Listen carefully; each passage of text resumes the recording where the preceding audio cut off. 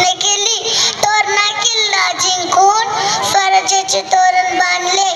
अशा पराक्रमी शिवरायांचा मृत्यू 3 एप्रिल 1680 रोजी झाला. त्यांना माझे कोटी कोटी प्रणाम. जय शिवाजी, जय भवानी. धन्यवाद. किती छान. मला वाटतं